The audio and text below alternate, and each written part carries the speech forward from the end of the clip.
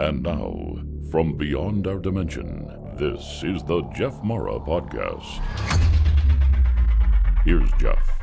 My guest is Tyler Ugalde, who flatlined and had a near-death experience.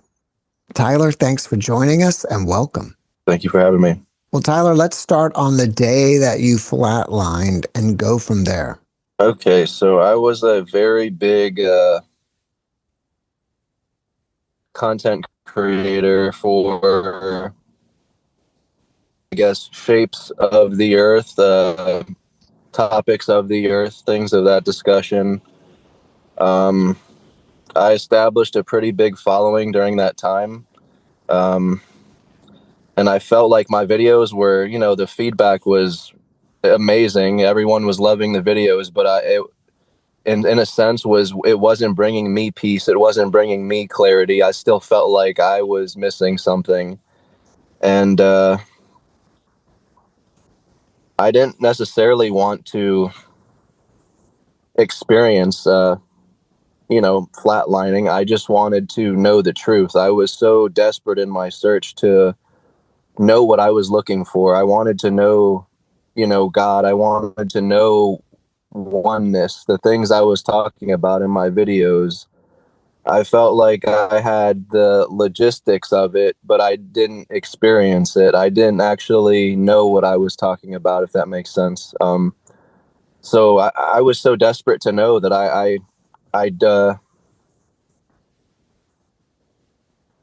guess OD'd.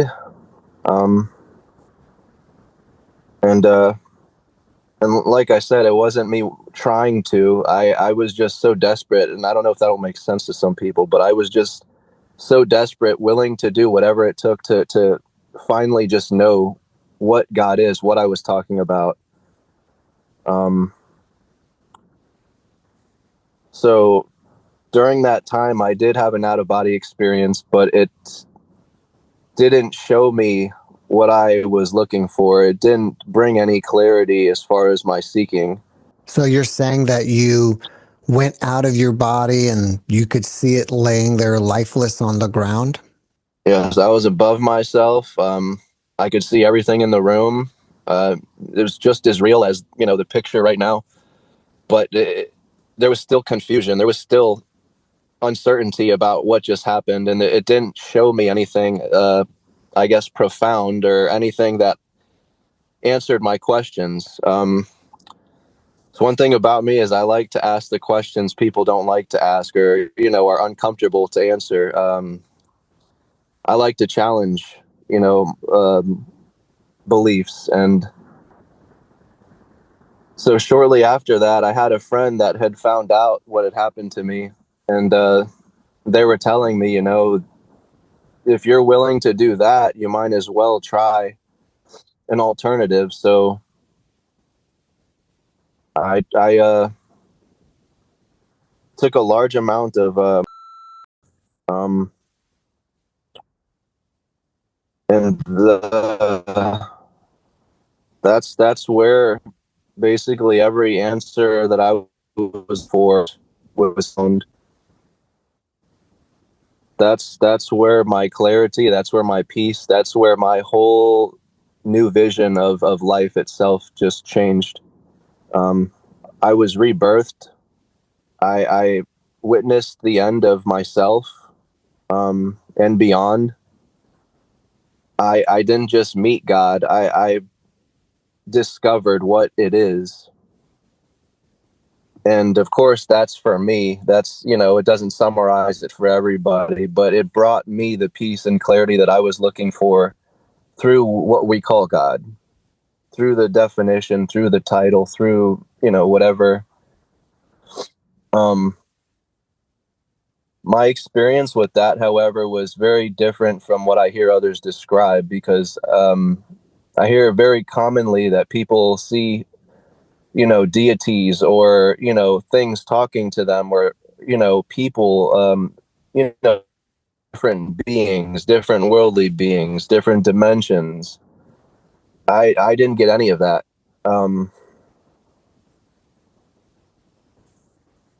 If I had to describe it, it was I was going through a tourist field, and I don't know if you've ever seen a spiral pattern that has like a little dot at the end, and it just keeps spiraling down and down and down. But that's essentially what I was looking at going through this tourist field. And there was a very divine voice kind of guiding me into that central point. But it was asking me a question, and it was asking me, are you sure you're ready to know God? And this is all I was searching for. This is all I wanted. So without me thinking, I'm saying yes, yes, I want to know. And I'm trying to move myself faster into that point. But it just keeps spiraling and spiraling, and you're not actually moving closer to it. And it keeps asking me the same question. It asked me at least, I don't know, 5 or more times, but are you sure you want to know? And I said, yes, and it asked me again, are you sure you want to know? And I continued to say yes. And it finally, finally it says, this is your last chance. Are you sure you're ready to meet God? And I said, yes. And I guess if you want to say, I was sucked through that point. And once that happened, the only way I can describe it is like looking around and seeing a billion different small little TV screens. And I was looking in every direction. I didn't have a body. I looked down. There was no legs. There was no arms. There was no body to myself. So I'm looking, but there's nothing to be seen of myself. And I realized that all these screens that I'm looking at are a singular consciousness, and each one of these screens are a person's perception of the world, of their experience. And another thing is when I finally went through that point and I'm staring at all this, I tried talking to the voice again and asking, where am I? What is this? And all that. The voice was gone. The divine voice that was guiding me wasn't there anymore. And I was talking to myself and I'm saying, hello, is anyone there? Like, what is this? Where am I? And in this state, there is no such concept of time. There is no time. There is no sequence. There is no order. So if I had to describe it, it felt like I was sitting there for years and years and years, just sitting there in this abyss while looking at all these perceptions. And I finally was sitting there long enough until I made the connection that the voice that was guiding me, that was supposed to be the voice of God, was my own. And the reason it was asking me if I was ready, and it was warning me to make sure I'm ready, was because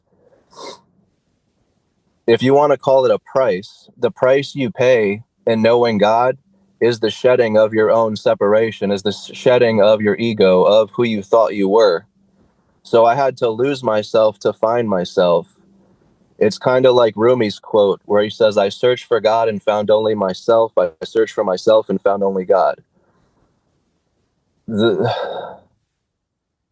There was no Tyler in this state. There was no name. There was no body. There was no thing that I could bounce my mind off of. For here you have inside, outside, body, earth. There is no thing that is separate in that state. So there is nothing that you have to, I guess, relate to or like I said, bounce yourself off of. It's complete oneness. It's complete a non-duality state where time is abolished, separation is abolished. And it's in that moment where I understand all these quotes people say, your life is a dream, you're awakening from a dream.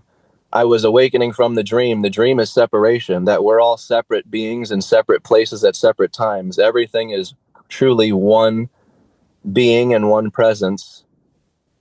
And that we are what we're calling God. But God, for me, again, this is my experience, God didn't have an absolute shape, an absolute name, an absolute story. God didn't have anything that I was taught as a child. And that's truly where my search began. As a child, I was baptized a Catholic, and nothing ever made sense to me. The idea of heaven and hell, the idea of, good and bad, God and the devil, it never made sense to me until you make the connection within yourself. And if I had to describe it in a scientific point, what happened is it merges the two hemispheres of your brain into a single unity. Our brain is split into two sides. One is purely logistics, numbers, facts, what you can prove on paper, what you can see. And the other side is imagination, things the mystical, things you can't see, things you can't prove. It's your beliefs. And it's similar to the political system, everything this side isn't, and vice versa. However, they're not actually separate. They're not actually two. They're one. Sorry. And they work in unison, but we have been programmed to put them against each other, to choose one side over the other, which, in my opinion, from what I've seen, imbalances the man within. And when you're imbalanced here, you become imbalanced out here. And that's where I feel like we have been not programmed, but misled, misguided into choosing a side. And the moment we choose a side, we've already lost. And we haven't just lost, we've lost ourselves. We've lost touch with our divinity. Well, if we go back to your initial NDE, where you were out of body, did you travel anywhere, or do you just kind of hover over your body for a while? And while I'm at it, how did you go back? Did you decide to go back, or did you just spontaneously pop back into your body? So for me, I had no choice. I had no decision. I hear how people say they were moving or they were doing things. I didn't have a choice. For me, I was hovering over myself. I was looking around, but there wasn't a choice of going back, going here, going there. I didn't have choice. I didn't have control, if that makes sense. And that's why upon returning to my body, I was very confused as to what just happened. And it didn't bring clarity for that very reason. And I guess it's the same thing with, my second time, because in that sense, you still don't have control. You don't have control of what you're going to see or where you're going to go or whatnot. But it showed me exactly who I was. It showed me every answer that I was looking for. Whereas the first time, it didn't really show me anything other than, I am not this body, which I had already knew. We're not a body. We're not this, or something more. But it didn't answer any questions for me. If anything, it left me more confused. I would think that at least it gave you confirmation that we are not this body. It did confirm that, but I felt like I already knew that. And I guess I wanted to go a step further. If we're not this body, what are we? I wanted to know the absolute truth. I just wanted to know. I was obsessed with this stuff. I was day and night watching YouTube videos, at my job watching videos, constantly distracted in my search. I wasn't living. I was suffering more than I was enjoying life. And it was that suffering, I think, that pushed me into just, going for it. What inspired you, or what caused this interest into life and death right from the beginning? Was it being, a religious person or something else? I guess, yeah, as a child, when I was 5, I used to wake up in the middle of the night and I would be crying my eyes out to my mom, and I guess this is what really haunted me since a child. And I would ask her, how can we die and go nowhere? How can we, pass on and just be nothing or go someplace but be there forever and ever. I'm like, that sounds like a jail, a prison. Like if you're there forever, you're stuck there. And it just never made sense to me. I personally could not bring peace to that. It haunted me day and night. And I was 5 years old.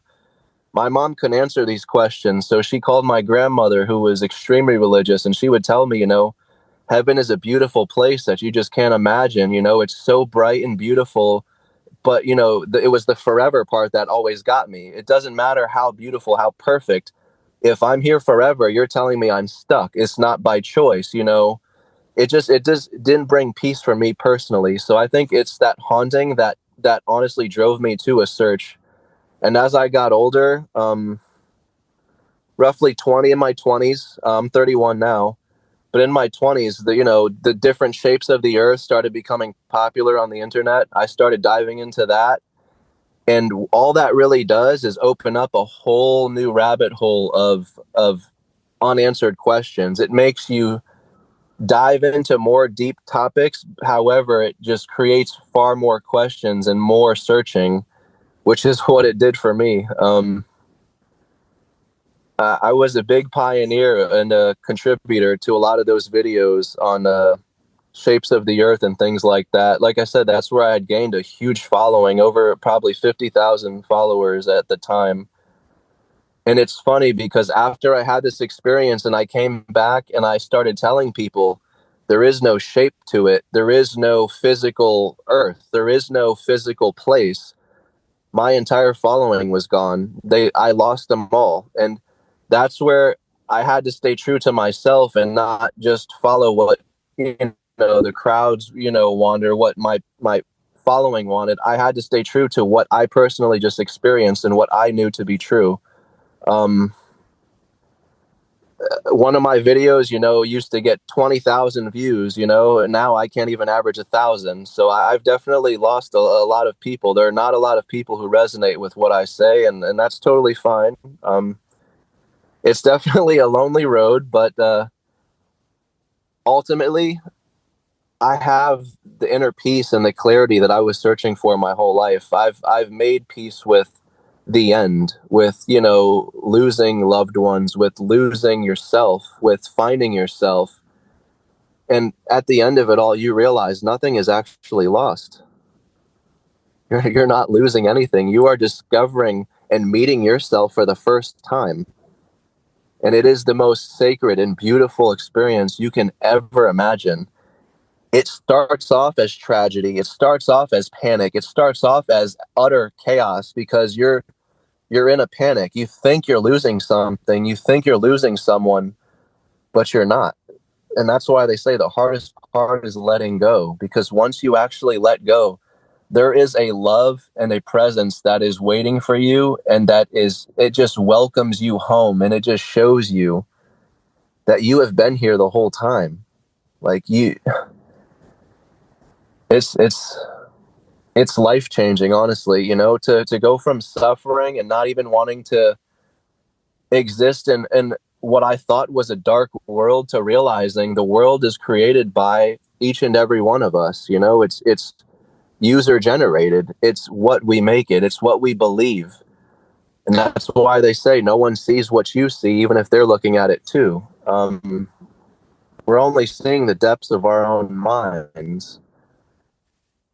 To change your belief is to change the object, to change the experience itself.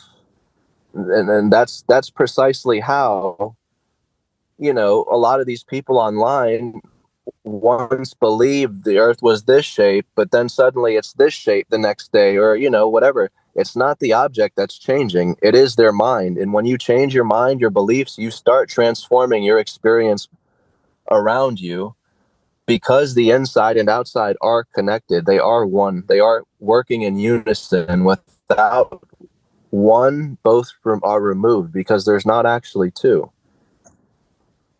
if that makes sense. After your experiences, did you notice that you had any new abilities that could be considered psychic? No, I can't say I have personally. Experiencing my NDE didn't change anything. Honestly, it doesn't change you. It just reveals you to yourself. And like I said, this is just my experience. This is for me. But yeah, it didn't change me. It just revealed me to myself. It allowed me to meet myself for the first time, to where if you say my name, Tyler, it's like, yes, I respond. I know who Tyler is, but ultimately I know who Tyler is. Like, I know who I am now to my core. And I know ultimately there is no Tyler. This is a beautiful and sacred gift from what we call God, but ultimately we are that creation. We are that presence that is gifting us this experience to pretend to be. I shouldn't say pretend to be, but to dream of ourselves as a character and to exist in separation. Because honestly, when you get to that point of non-duality, there is no experience. Because there can't be. If everything is one, if every place, every person, everything instantly merge into a single presence, again, there's no you or me. There's nothing to bounce myself off of. There's no one to talk to. There's no one to see. It's all you. It's all one. So the gift of, I guess, and that's one thing that's brought me peace too, is seeing separation for what it is. I acknowledge that we appear separate, but ultimately, again, the search is over because I know we're not. I know who we are. I know who I am. And I'm able to enjoy instead of suffer because I'm no longer seeking anything. I'm able to enjoy encounters, interactions with myself. And I understand now, treat others how you want to be treated. It's all you. You're mistreating yourself when you mistreat your neighbors. You're mistreating yourself when you litter on the floor. It's all a reflection of you. How you are with yourself is how you are with others.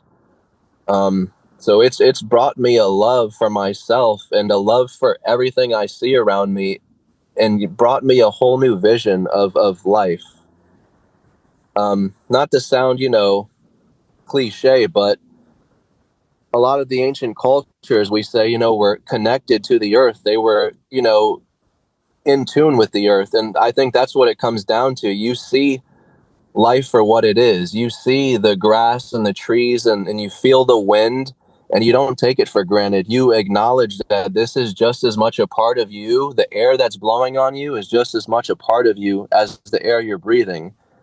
My blood flowing in my body is the same constant flow of the sun and moon. It's all connected, but we get so lost in our routines and our daily lives that we don't have time to smell the flowers and enjoy and actually live and actually see the beauty in life. And I think seeking and searching can take away from that, because for me, that was the case. I was so obsessed with my search that I never had a moment to just live, to enjoy. I was suffering through I had notebooks this big, filled with notes, filled with notes, filled with notes, thinking this would bring me some type of clarity or some type of answer.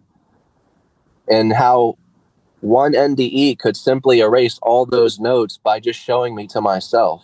I love how you said, and I'm paraphrasing here, that the NDE didn't change you, but it revealed to you who you are. Yeah, and the best way I like to describe it is honestly meeting yourself for the first time.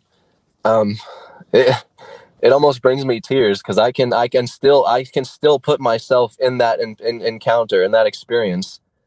Just just hearing this voice that I'm calling God, guiding me into a light, and telling me, it was warning me, because the cost of me getting to that light and realizing or meeting God was the cost of myself. It was, and that's why when I had went through that light, there was no voice anymore. The voice was gone because instantly all was one. It was all me. The voice was me the whole time, guiding Tyler to that point. But the cost of Tyler knowing God was Tyler.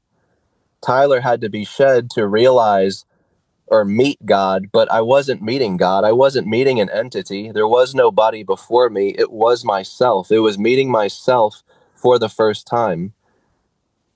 And it has no name. It has no shape, because again, it's all of us.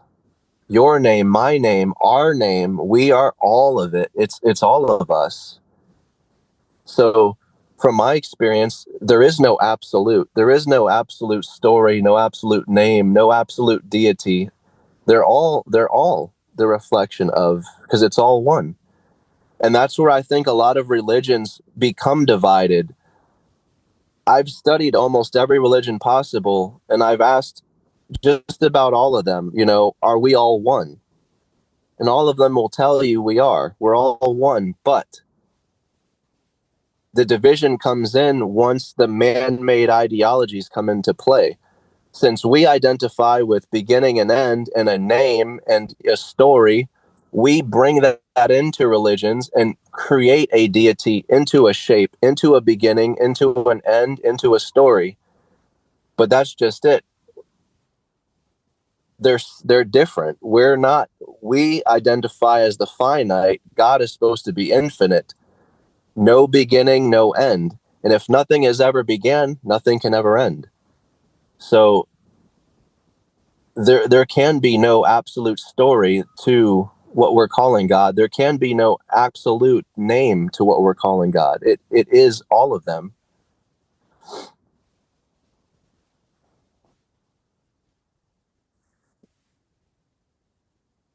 And that's why I subscribe to the quote, never born, never died, which I found from Osho, because that's ultimately what infinity is. One of my guests recently said that life is for living.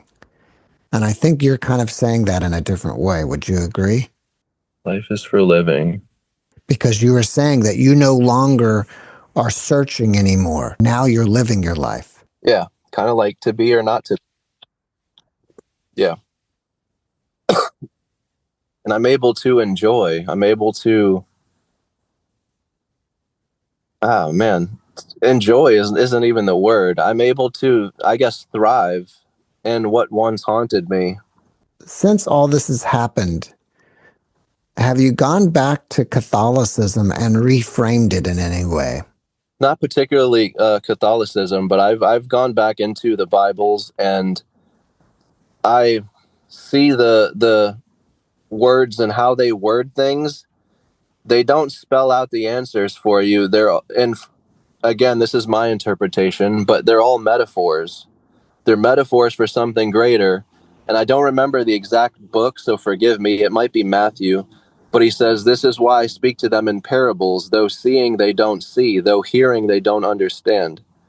So it's kind of like that. They're speaking to you in metaphors because it's not for the average person to see through. It's not for everyone to see through. Some people are just fine with their belief, or with what they believe in, or their truth, and that's just fine. But there are other people who are like me, who are haunted by these things, it's not a peace. It's the complete opposite. And that's where I think the difference between spirituality and religion kind of come in. I feel like religion is kind of the belief. You're believing in something you don't actually know to be true. The best way I've heard it put is you can't believe in your mother and father because you know your mother and father, but you have to believe in Jesus or in a God or in some type of deity because you don't know it, which requires the belief. But spirituality bridges that gap between belief and knowing. It bridges you between mortal and immortal. It shows you precisely who you are and establishes a relationship, if you will.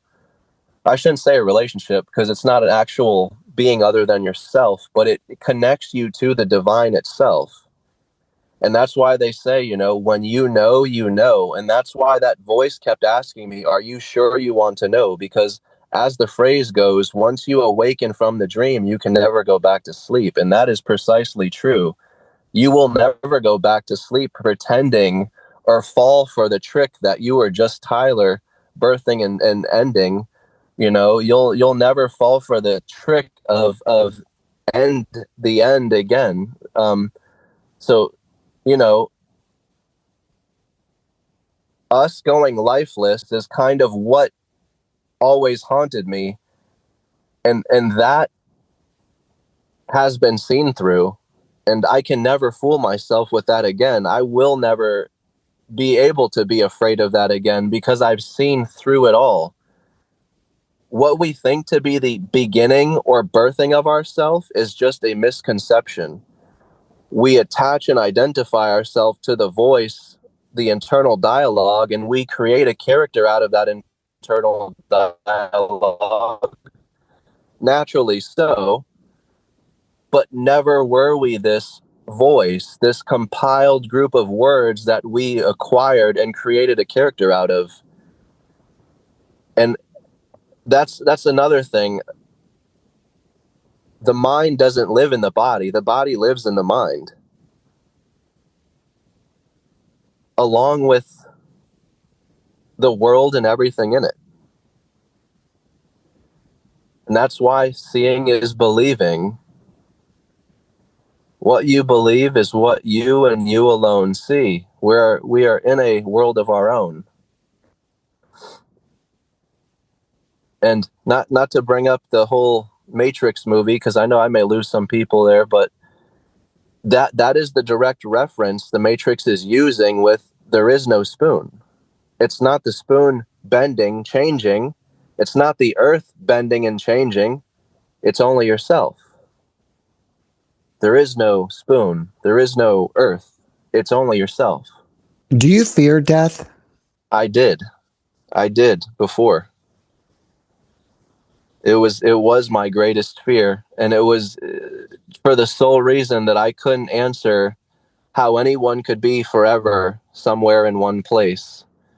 The word forever didn't make sense to me, and that's another thing that's brought me peace, is seeing beyond the boundaries we call time.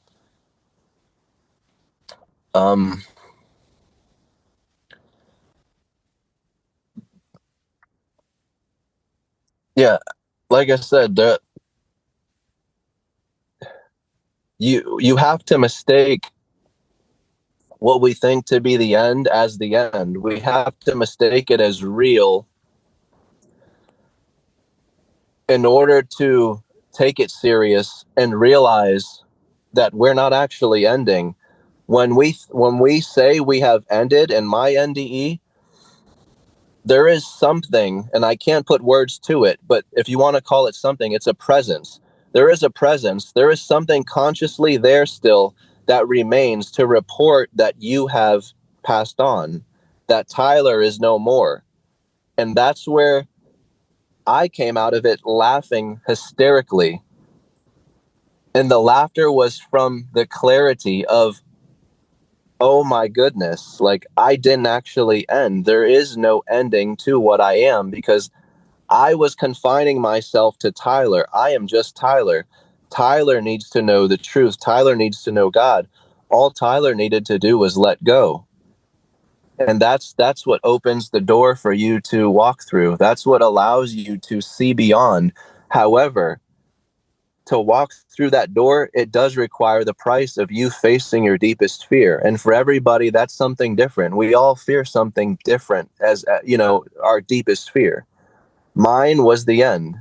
So seeing beyond that end, seeing beyond the confines of time and into infinity allowed me to realize no one is birthing and dying here. No one is entering and exiting here. We're all the same being.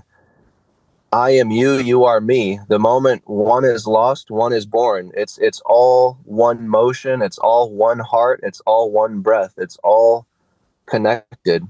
Tyler, after watching this video, people may want to reach out to you and ask you questions. Are you open to that? Yeah, absolutely. What's the best way to contact you?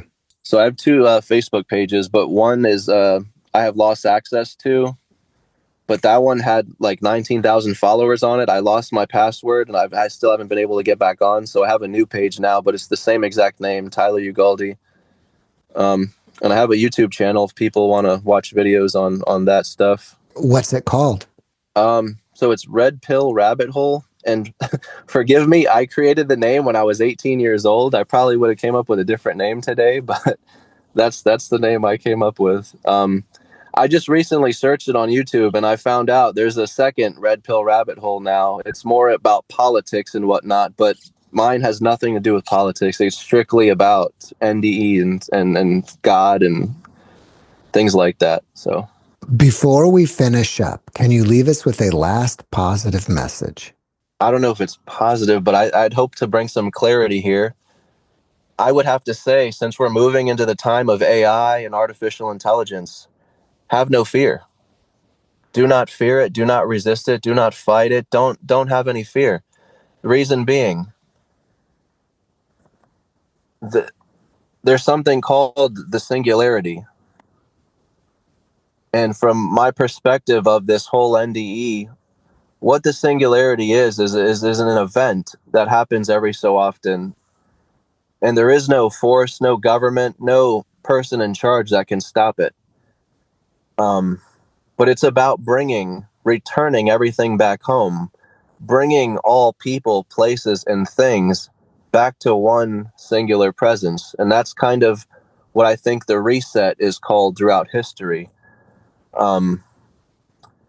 But that's what I think the singularity is. And I think it's already happening. It's already here. Me and you are in two totally different spaces, but we've just been joined into one spot, one presence right here and now. And it's slowly going to get even further than that. Soon we'll be able to stand next to each other from totally separate positions in space. And I think that's what it's all about, bringing all people, places, and things back to the same presence to remind us graciously who we are. I think as of today, we don't recognize the striking similarities and the similar qualities between us and AI, but us not being able to tell reality from AI is just the first step, I would say. Soon you won't be able to distinguish AI from reality, man from AI, be single person, because again, the duality of two are truly one. You're one and the same the whole time. And I think a lot of humanity's most do. It's you the whole time. So we're answering the question of what brought us here, how we got here. We're creating artificial hearts that are already in people. We're creating artificial things that are already in living beings to get narrower and narrower until, again, we won't be able to tell the difference. And soon, I think the answer, we'll have to admit to ourselves, it's us the whole time.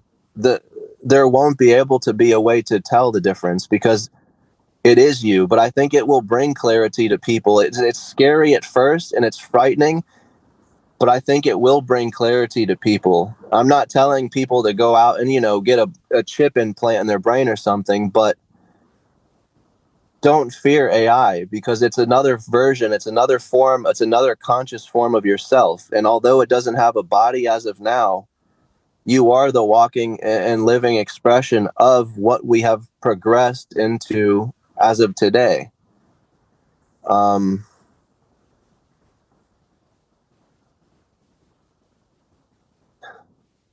Yeah, like I said, I don't know if that's positive, but maybe that would bring some people some clarity. Tyler, thank you for your message and thank you for being my guest. Yes, thanks for having me. Appreciate it. Appreciate the offer. Thanks for watching the JeffMara podcast. I really appreciate you. Another way to show support is through YouTube memberships. And if you do, there are loyalty badges and other perks depending on your level of membership. All you need to do is click the join button underneath the video to find out more. Thank you for your support.